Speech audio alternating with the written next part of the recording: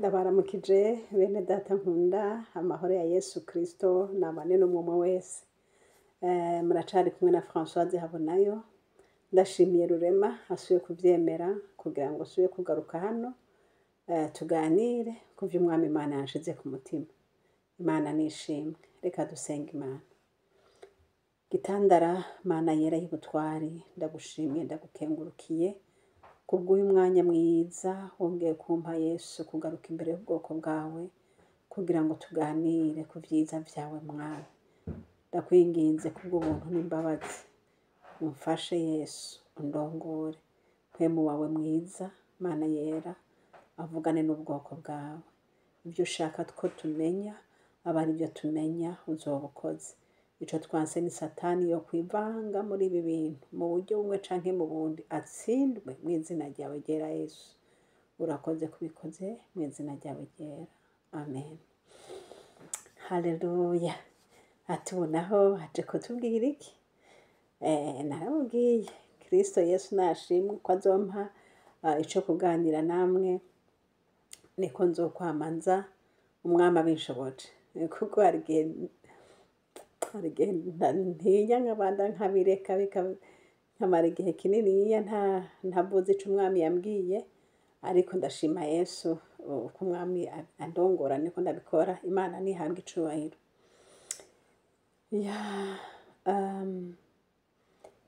Imana hari ibintu vyinshi cane yanyeretse haraciye iminsi, ariko hariho ukuntu nza ndasubira inyuma nkaraba ivyo umwami yavuze, nkaraba ko noshobora kuronka insobanuro yavyo. Igihe rero mba naronse insobanuro yavyo nico gihe nca ngaruka nkabivuga, kuko hoho mba mvuga nca nsobanura niyo nzozi ico arico. Ndagomba nsangire namwe inzozi imwe nigeze kubona. Iyo nzozi nayigize mu minsi batari bwatora umwungere wa mbere w'Ikiremba. Hari mu gihe nyene twariko turabisengera himirije amatora. Hanyuma muri ico gihe rero co gusenga, murazi neza yuko abantu mukunda ishengero umwe wese arabisengera, havugwa amajambo menshi cane. Rero umuntu akaca aja imbere y'Imana agasenga. Rero ico gihe nasenga, iyerekwa nabonye rintera ubwoba, nca ndabihora ndavuga nti wapi. Ico gihe narose mbona abantu, nabona bicaye nk'abantu boba bari hepfo y'ibarabara, numva bavugana je nkaho wamenga ndiko ndarengana, ariko bo bari hepfo y'ibarabara. Numva abo bantu kandi nabona bari benshi, numva bari benshi bavugana bo nyene. Numva bavuga ngo yo ngo Pasiteri Nirikana ngo ni uwa gatatu. Numvise ngo ni uwa gatatu, hanyuma urumva ko nariko ndarengana, ntibariko banabwira jewe, navyumvise gusa babivugana. Hanyuma muri izo nzozi nca mbona Pasiteri Nirikana, ndamubona nkaho umenga ari kure, ndamubona ari imbere y'abantu ariko arigisha, nkaho yoba ariko aradirija igikorane. Ndamubona nyene ariko aravuga nkaho womenga n'umuntu nyene. Nabibona muri izo nzozi nkaho yoba afise ikibanza c'uwa mbere. Hanyuma mugabo numva biranzazaniye. Ndavuga none aba bamvuze ko ari uwa gatatu, kandi nkaraba ndahavye naho hariya nkabona umenga niwe wa mbere. None ibi bintu ni biki? Nca numva binaniye nca ndahora. Ico bikoze, ico mbonye cose ndandika. Hanyuma ngavuga Imana, nyamara none aba bavuze ko ari uwa gatatu, ko batavuze ngo uwa mbere n'uyu wa kabiri n'uyu. Hanyuma none hariya naho ko mbona ariko aravuga nkaho yoba ari uwa mbere.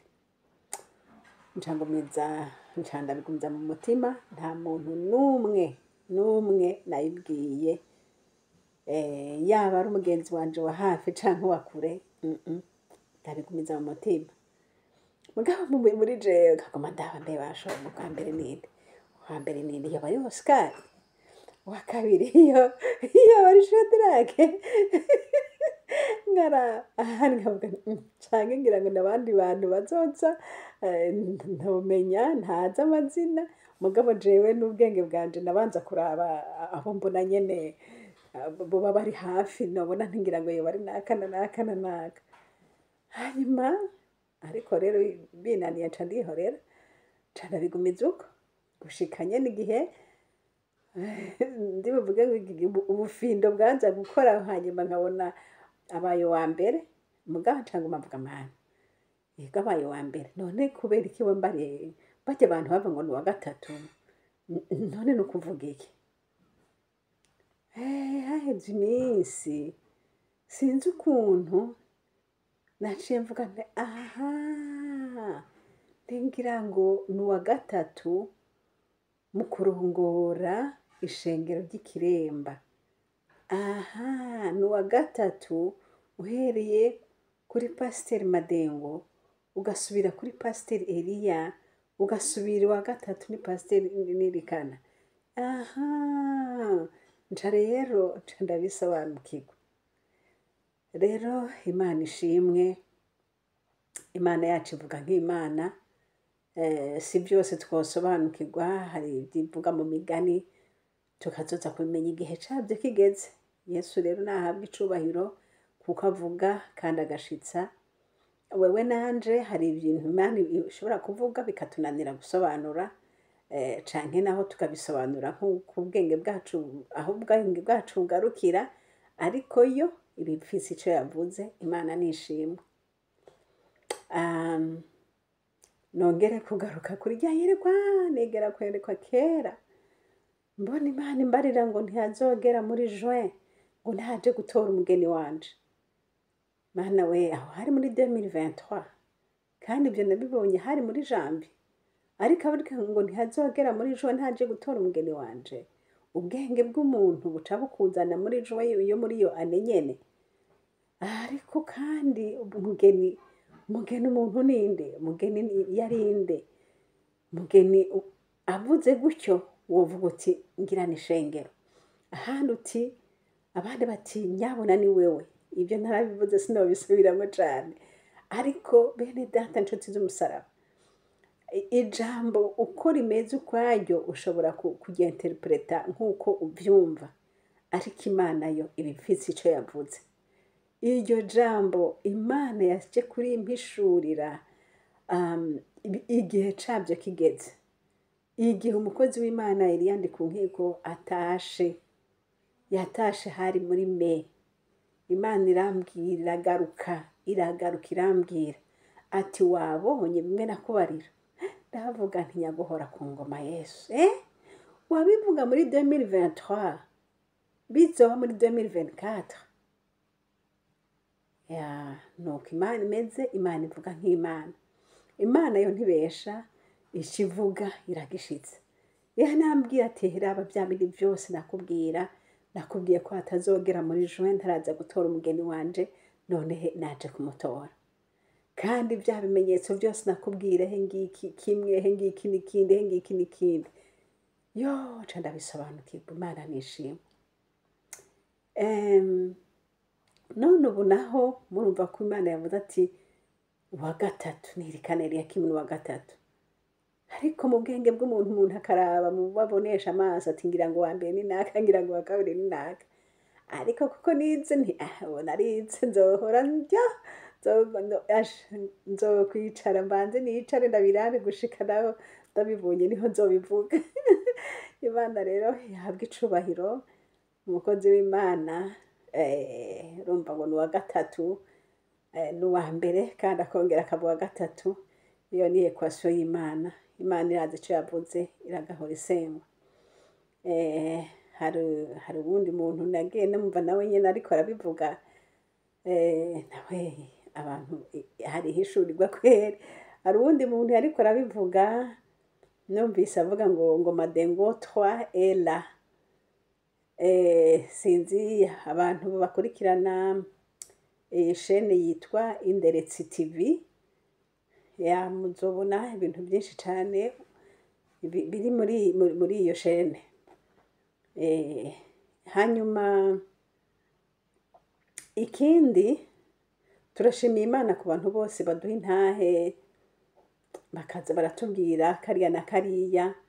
Turashimiye Imana n'urugendo rw'abarundi bose ingene ishure ry'abarundi bose nawe ingene akunda kuduha amakuru akaduha ama information hirya no hino. Turashimiye abo ku Muco Wera, Imana nibaha umugisha. Turashimiye abo muri Meira, hariho n'abandi benshi batubwira amakuru tukanezerwa. Imana yacu nihabwe icubahiro cane.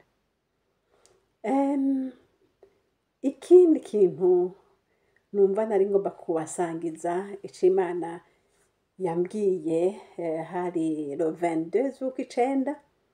Murabona uyu munsi nusome le 28 z'ukwicenda, ariko le 22 z'ukwicenda hari la veille buca batora inzego nshasha za sepebu.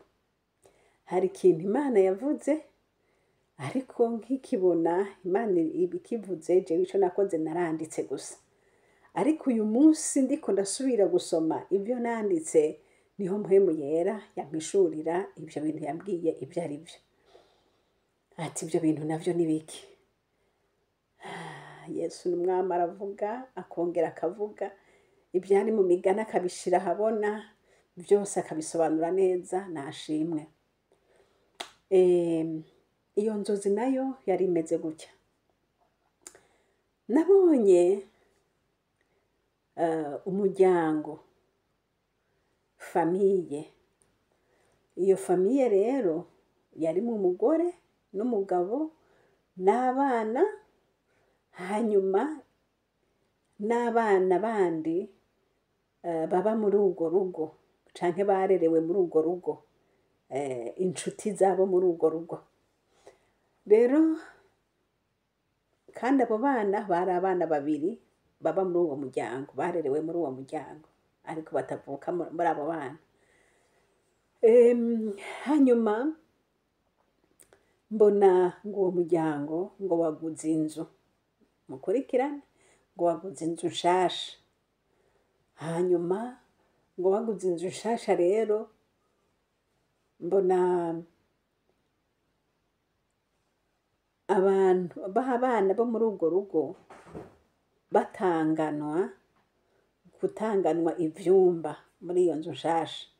Umwe ngo je ntoye ngo nzoba ngaha, uwundi ngo je nzorara aha, uwundi ngo je icumba canje niki, gutyo gutyo. Hanyuma mbona wa mwana, bana babiri bavukana, bari barerewe muri urwo rugo mugabo atariho bavuka. Umwe muri abo babiri yaza yaragiye yibana, aba mu rundi rugo, yaragize urugo rwiwe. Hanyuma mbona uwo wundi yasigaye muri urwo rugo atekera ibintu vyiwe, mbona afashe n'ivarize nininya, mbona arasohotse aragiye. Agiye mbona ndamukurikiza amaso ndabi yagiye, mbona agiye guhura na wa wundi bavukana. Ni nkaho yoba amutegerereye ahantu, yashizeho imodoka canke taxi sinzi, ariko yari amutegerereye aho hantu kugira ngo afate ivyo bintu vyiwe bace bagenda. Rero kandi iyo varize yari nini, hariho uwundi muntu yari ayimwikorereye, avanaho muri iyo nzu nshasha ayijana muri ya parking canke hahandi wa wundi bavukana murindiririye. Hanyuma mbona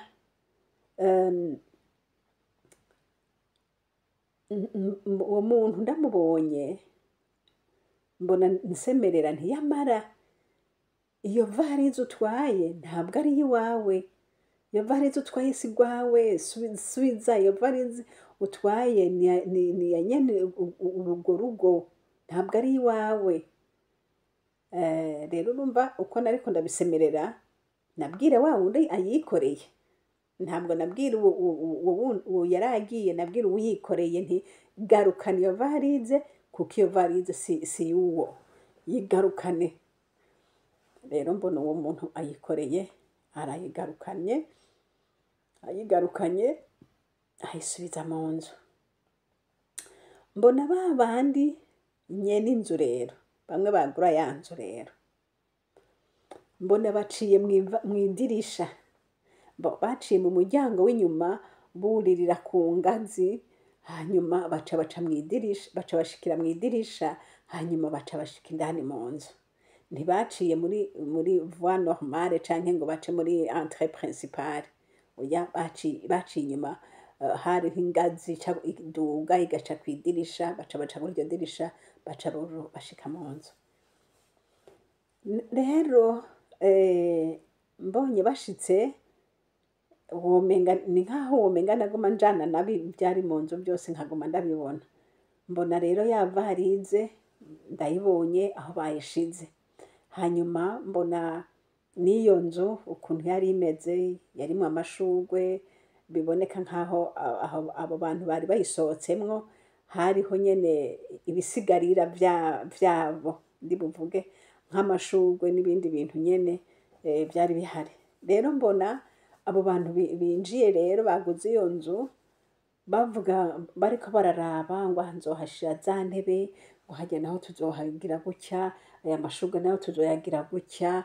Kandi nabona ayo mashurwe hariho ukuntu nyene yari amashurwe amaze kuma, ubona nyene ko ari amashurwe umuntu yosubiramwo neza, muca mubibona. Hanyuma ncanza kubona ikindi kintu, nsanga wa wundi yari yikoreye ya varize, reka sinzi ingene numva nomwita, sinzi ko nomwita ngo ni umukokayi. Umukokayi akora ku modoka canke umudarari, sinzi ingene nomwita, urya muntu yikorera imizigo basi.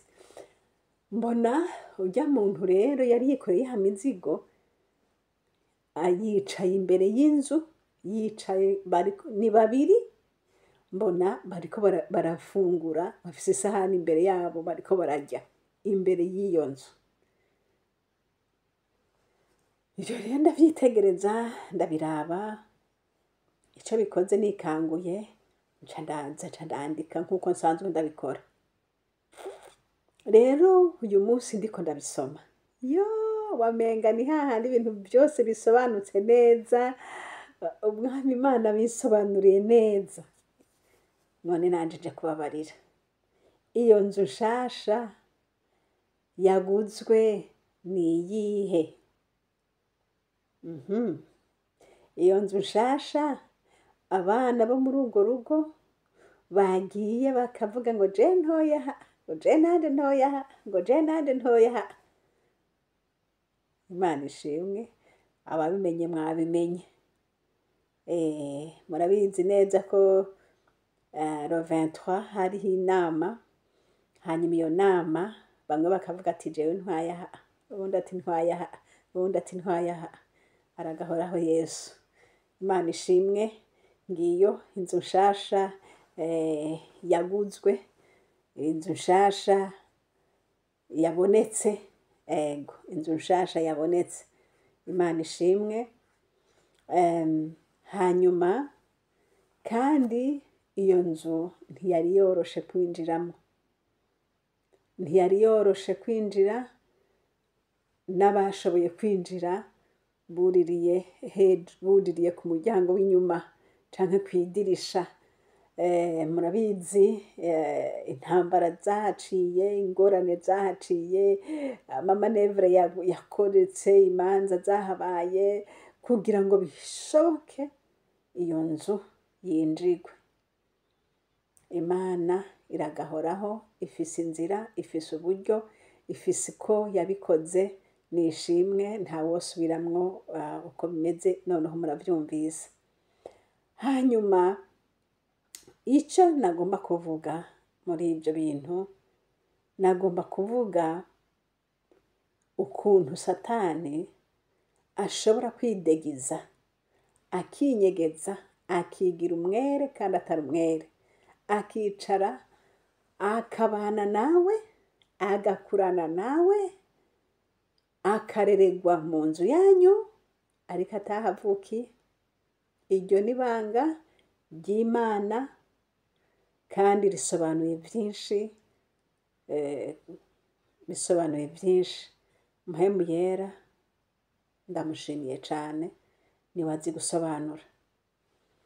Abo bana babiri bakuriye muri iyo nzu, umwe akaba yari yaragiye, akaba yibera ukwiwe.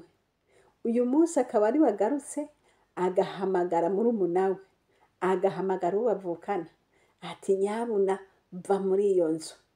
Ati kandi niwava muri iyo nzu uze uzanye n'ivarize yaho.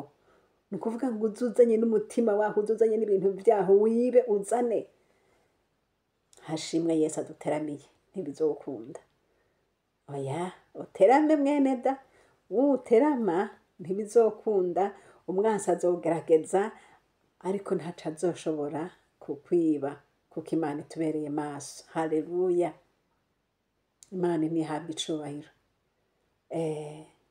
Nciye nibuka ijambo ry'Imana, sinibuka aho ryanditse, mugabo rivuga ngo umuntu w'inkomezi afise ibigwanishwa ateramye, ngo nta muntu ashobora kumutwara ibintu vyiwe. Iryo jambo ninarironka ahantu ndariza kurabwira. Umuntu w'inkomezi afise ibigwanishwa, kuko ushaka kuba ufise inkomezi muga atabigwanishwa ufise, abantu baba benshi bakakunesha, ariko ufise ibigwanishwa abo bantu urabanesha. Hanyuma ikindi akaba ateramye, kuko udateramye naho wowe ufise ibigwanishwa abansi boza usinziriye, naho wowe ufise inkoho kandi bakanayigutwara. Ariko nuterama, Yesu nahabwa icubahiro. Haleluya, yo Mana we. None iyo muntu ko yicaye agakurira muri urwo rugo ariko ntiyahavukiye? Hari abantu benshi twicaranye bakuriye mu ishengero, batigeze bihana, batigeze bakizwa. Abo bantu naho bokura bakagasara bakamera gute, ntibazopfa biswa abana mu rugo. Oya, barahakuriye, baraharerewe, iby'idini barabizi, iby'ishengero barabizi, ariko ntibigeze bakira Yesu, ntibigeze bavavanura n'icaha. Nico gituma naho baba bicayemwo, amanyanga n'uruja n'uruza, ibyaha n'uruja n'uruza, ubusuma n'uruja n'uruza, ibintu byose. Kuki? Kubera yuko bakuriyemwo ariko ntibigeze baba abana. Mwene data, ubu umwana mu rugo, ubu umwana mu rugo, kuko umwana mu rugo agira urukundo rwahabaye, akahakorera nk'ahari iwabo. Ariko iyo umuntu atari umwana mu rugo, aba afise uwundi mutima.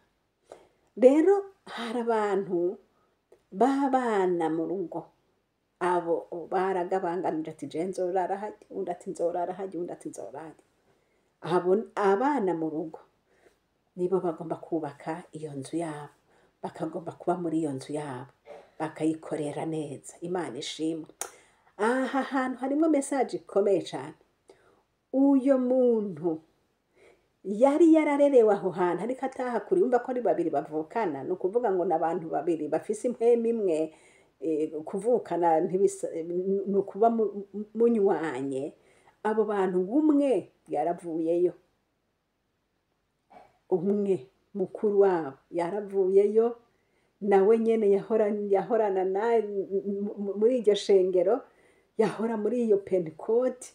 Mu nyuma kuko atahakuriye, kuko atahavukiye, kuko atari umwana, nawe yaraje yavuye, aravayo aragenda, arasohoka aragenda.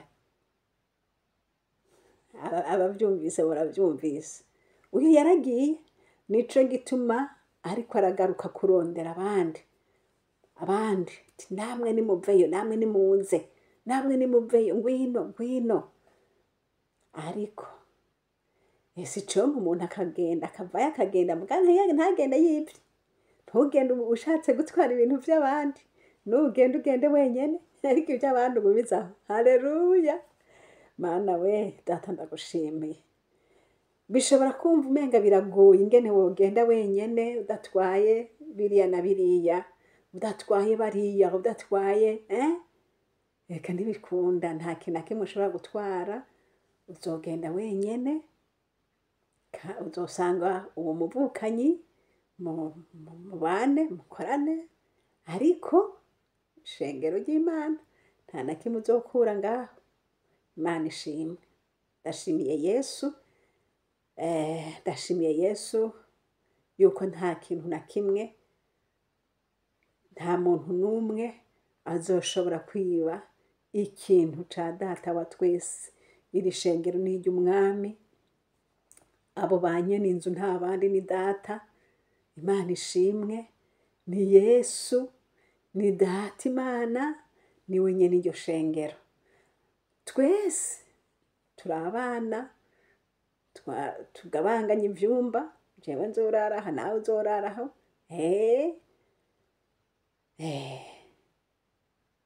Imana ishimwe.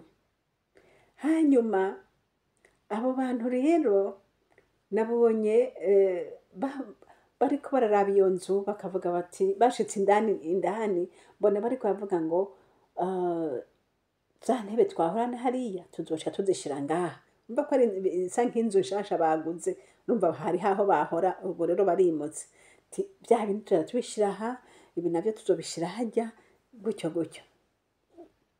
Ndashimiye Yesu, abavyumvise muravyumvise, Imana nishimwe. Babasuma, babashimusi, babandi bariko barakorana kugira ngo bikunde iyi shakoshi canke iyo valise bayitware, bari bayikoreye bajya, akazi kabo kaheze, ko ntivyabashobokeye. Oya, ntivyabashobokeye. Urumva hariho uriya yahamagara ati nuze kucuzana n'ibintu, ariko hariho n'uyu muntu novuga nti ni umudarari canke sinzi ingene nomwita, uyo yaza avyikoreye ati nzobigufasha, ndabizi, ndabizi nzobigufasha, wewe gusa uzopfa kumpemba.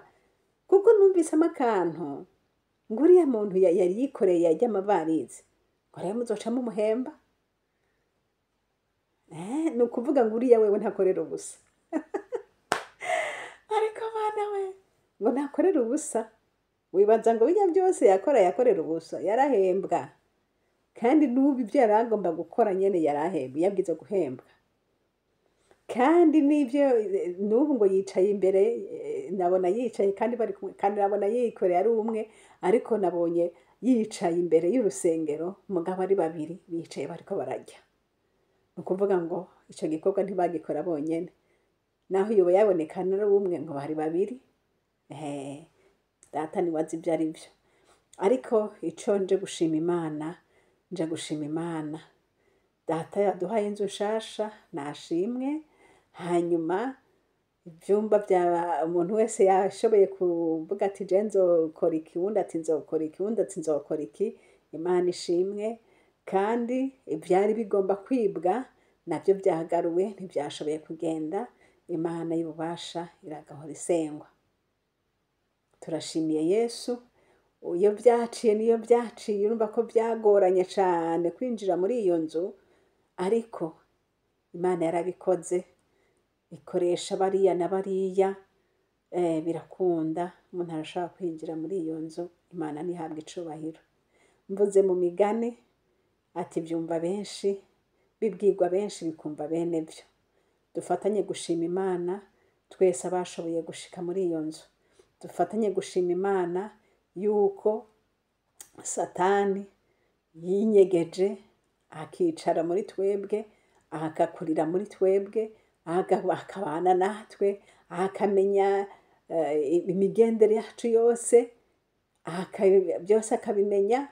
Ariko uyu munsi byabaye ngombwa ko nawe asohoka kuko bitashoboye kumwemerera yuko ashobora kuguma aho hantu. Yesu rero nakomeze gukora igikorwa ciwe, ndamushimiye, nahabwa icubahiro. Nayo majambo nari numva ngomba kuvugana namwe, ibindi tuzogera turabiganira uko umwami Imana azogenda abihishura.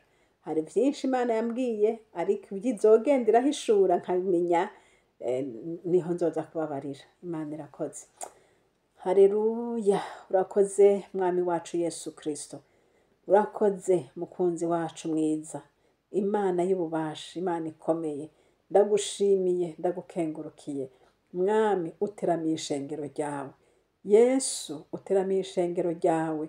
Ndagushimiye ivyo ukoze, ndagushimiye kuri ku gikorwa, ndagushimiye ko wabikoze, ndagushimiye ko ufise amaboko maremare, ndagushimiye ko ufise inzira nyinshi, ndagushimiye ko atawakwinantaje ko mwami Yesu Kristo ngo agenda atsinze. Ndagushimiye ko utugiriye neza, utugaruriye ivyo umwasi yaratwaye. None Yesu, ndaguhaye icubahiro. Hezagira igikorwa cawe, hezagira abantu bawe, abo watoye ngo bazorongore kino gikorwa, abana bawe bamaze kwipanga muri ivyo vyumba. Mana, komeza kubashigikira mw'izina rya Yesu Kristo. Urakoze mwami w'abami, urakoze, ndagushimiye.